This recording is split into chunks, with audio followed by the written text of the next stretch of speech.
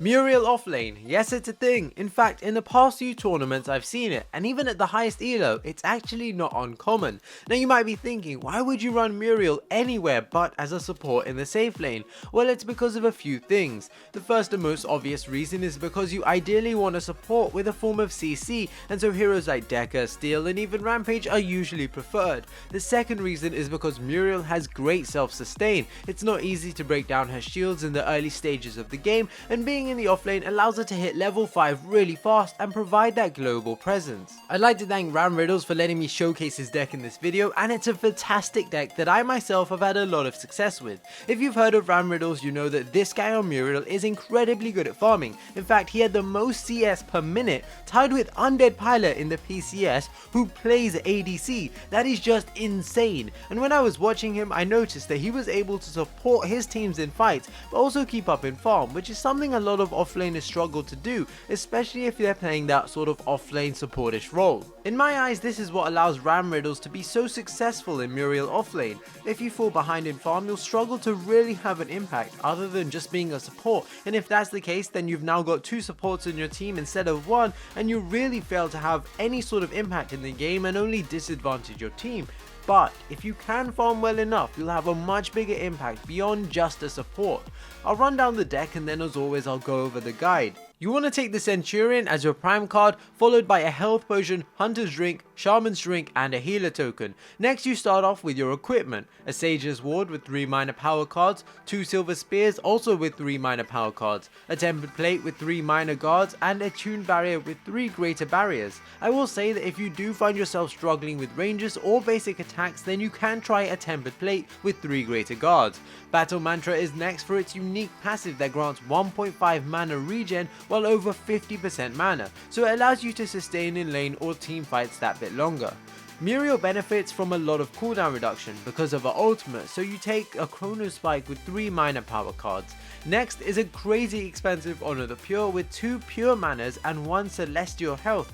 We then have a Stasis Gem, Nature's Muse with 3 lesser health, and finally a Purity Sensor. Now the build order for supports generally isn't fixed because you might find you need the active cards earlier or later depending on when team fights start to break out, so I've left a general build order on the agora.gg page, but please do adapt it to your game because that's when you'll see the most value from it. And remember, cards like Honor the Pure don't need to be maxed out, you can buy them and leave it empty until later on in the game when you actually need those stats. You want to start with a health potion and healer token. Ideally preserve your mana as much as possible, only using it when absolutely necessary. I like to try and get as much farm from my lane before moving on to my offlane camp, but you can also just go straight for your offlane camp. This is why you need to save your mana, so you can fight, and maybe get a kill. My mid laner rotates and we get a gank on Murdoch and Muriel. Okay, it doesn't go to plan and my gadget does have to dive the tower and I have to shield her to land the kill, but we do get the kill and both get out, which allows me time to go back and buy some cards.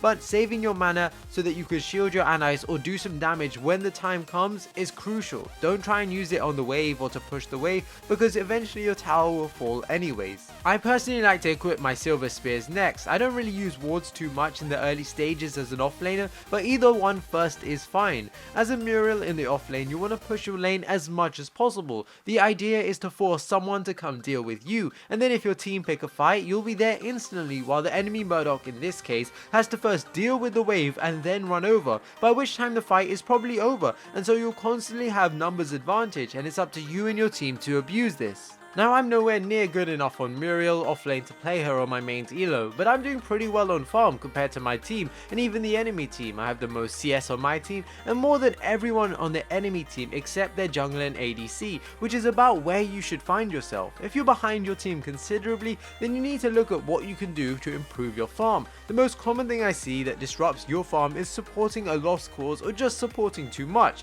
If you see 3 or 4 guys surrounding one of your allies with no real backup coming, don't waste your ult because that person is probably gonna die, and if you ult, you will most likely too, and this is valuable farming time you're losing out on. Also, try not to make too many rotations when you're not needed. Again, you're Muriel, you should push a lane, get your farm and then rotate or ult across, not just constantly rotate and support your allies. And playing like a support too much is going to limit your team. Something I learned while researching and practicing Muriel for this video is that while on Legacy it might have been better to ult a bit later into team fights to turn the fight around, you actually can't do this on Monolith because people will just die before you even land, and so ulting as soon as possible is generally better. This allows you to put down your other abilities to save your allies. However, it can lead to wasted ultimate, so there's a fine line to be drawn, and finding it comes with experience and practice. If you're on comms with your allies, then of course it's a lot easier, but in solo queue it can be a nightmare. The build includes 3 active cards. 2 of them are quite popular, especially recently. Purity Sensor has been used a lot more to help counter Aurora's ultimate,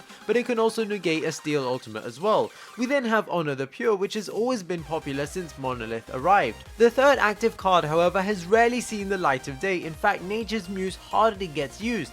The unique active says consume 150 mana to reduce active cooldowns for yourself and nearby allies by 5 seconds.